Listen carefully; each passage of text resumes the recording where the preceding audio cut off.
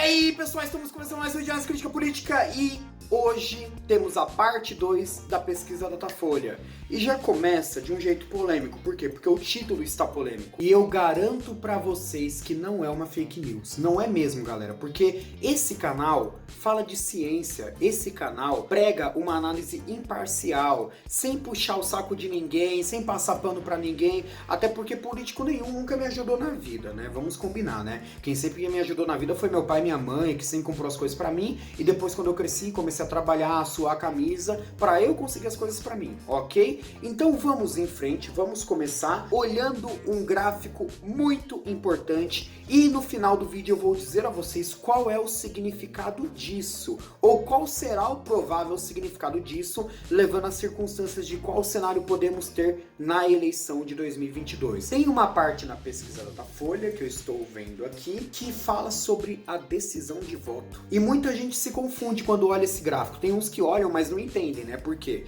Porque infelizmente o Brasil, ele, assim, tem uma educação muito ruim e boa parte das pessoas não sabe calcular porcentagem. Então deixa eu explicar uma coisa pra você que vota no primeiro turno achando que se o outro for pro segundo turno com o cara que você quer votar, vai ganhar. Inclusive eu lembro da eleição de 2018 que muita gente falava assim: ah, eu até queria votar no Amoedo, mas eu vou votar no Bolsonaro no primeiro turno pra ele ganhar no primeiro turno, porque senão o PT vai ganhar se for pro segundo turno com o Bolsonaro. Meu amigo, deixa eu explicar uma coisa, porcentagem é assim, pra você ganhar no primeiro turno, você tem que ter maioria. Se você acredita que você tem maioria pra colocar o Bolsonaro como vencedor no primeiro turno, não tem o que temer, porque o único jeito do PT ganhar a eleição é ele ter maioria. Se o Bolsonaro tinha maioria pra ganhar no primeiro turno, por que temer o PT? Você entendeu? O único jeito do PT ganhar a eleição é se o teu eleitorado migrar pro PT. Isso não ia acontecer, porque o PT era o rejeitado da época. Hoje é o contrário, hoje é o Bolsonaro. Mas não vem com essa história de vamos ganhar com o Lula no primeiro turno, porque eu gosto de debate de ideias. Eu gosto de escolher os melhores no primeiro turno e os dois mais votados da população, a gente vê quem é o menos pior, porque infelizmente no Brasil tem sido assim, né? Infelizmente. Mas voltando para o assunto principal, vamos falar de decisão de voto. Quando olhamos o gráfico aqui do Datafolha, 78% dos eleitores do Lula afirmam que vão votar nele. Já decidiu que vai votar nele, não aguenta mais esperar, entendeu? Não tem opção surgindo, e não vai surgir mesmo, porque não tem comunicação suficiente para uma outra opção cristalizar e crescer, porque não tem horário eleitoral, não tem debate, não tem sabatina. Então no atual momento é só Lula e Bolsonaro que vão aparecer na mídia.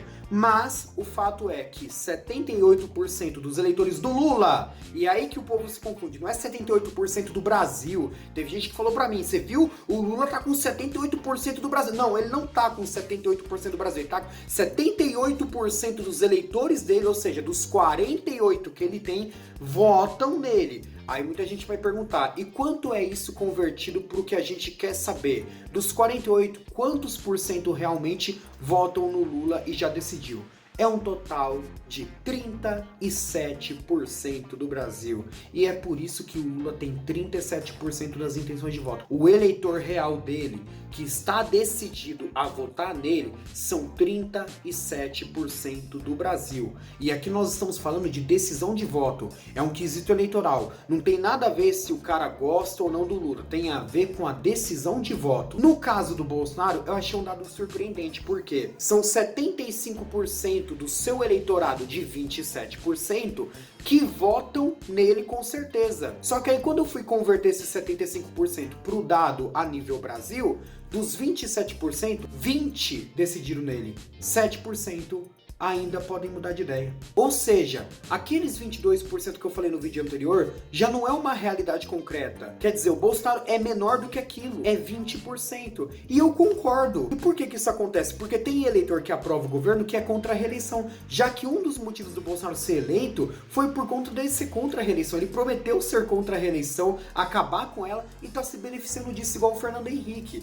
Então esse eleitorado de 2% provavelmente, pode ser que eu esteja viajando, mas é provável que esses 2% sejam contra a reeleição, independente de aprovarem o governo. E aí eles estão esperando uma nova opção e por isso eles podem mudar de ideia. Então só pra gente fazer uma análise geral disso daqui. Dos 48% que votam no Lula, 37% vão votar nele com certeza, enquanto 11% do Brasil votam nele esperando novas opções, ou seja, pode mudar de ideia. E é óbvio que esses 11% que votam no Lula não vão migrar pro Bolsonaro. Não, eles vão migrar para uma opção que não seja o Bolsonaro, porque eles são anti-bolsonaristas, não são petistas, entende? No caso do Bolsonaro, a mesma coisa. 20% vai votar nele com certeza, mas 7% do Brasil pode mudar de ideia. E obviamente que esse eleitorado não vai migrar pro Lula. Ele vai migrar para uma opção que não seja o PT. Portanto, quem seria o grande, ou melhor dizendo, a grande beneficiada dessa soma de eleitores indecisos que dá um total de 18% do Brasil,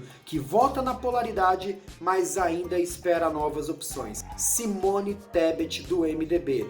Ela que é oficialmente, de acordo com o MDB e o Cidadania, a terceira via. E ela já tem o terceiro maior horário eleitoral, porque é fato que o PSDB vai apoiar sim Simone Tebet.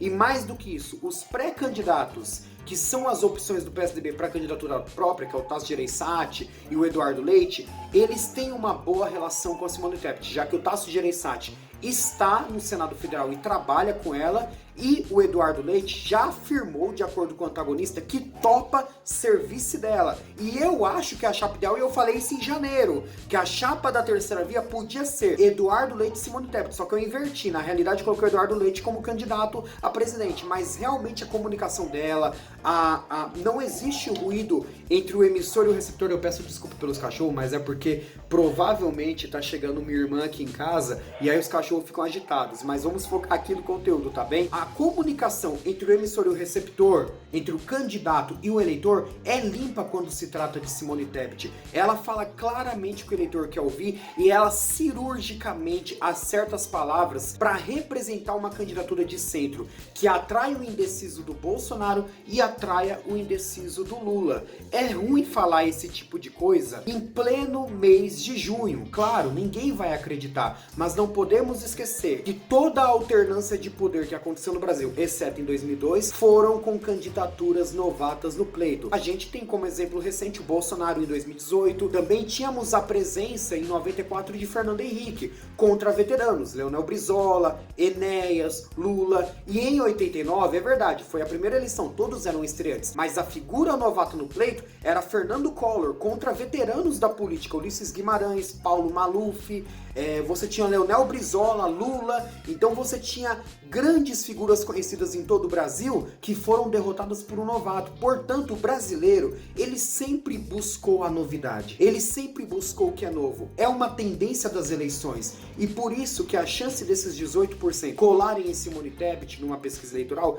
é muito grande. E como isso aconteceria na prática? Hoje ela tem 2%. Concretizado um cenário em que temos 4 candidatos principais, Lula, Bolsonaro, Ciro e Tebet, ela sairia de 2% percentuais e iria ganhando esses 18% para 20% dos votos. O Bolsonaro perde aqueles 7%, o Lula perde aqueles 11% e basicamente o Lula cairia para 37%, o Bolsonaro cairia para 20% e a Tebet subiria para 20%, empatando tecnicamente com o Bolsonaro. O eleitorado brasileiro, do jeito que eu conheço, olhando um gráfico desse, não precisa ver a Simone Tebet passando o Bolsonaro na prática. Ele vota nela, porque ele já começa a compreender que a tendência é colocar ela no poder e não o Bolsonaro, e impedir do PT voltar tendo uma adversária que não há muitos motivos para você rejeitá-la comparada a Bolsonaro. Então tudo que o PT não quer é enfrentar a terceira via. E é por isso que alguns setores da mídia, que eu não vou citar para não tomar processo, batem muito na tecla da polarização.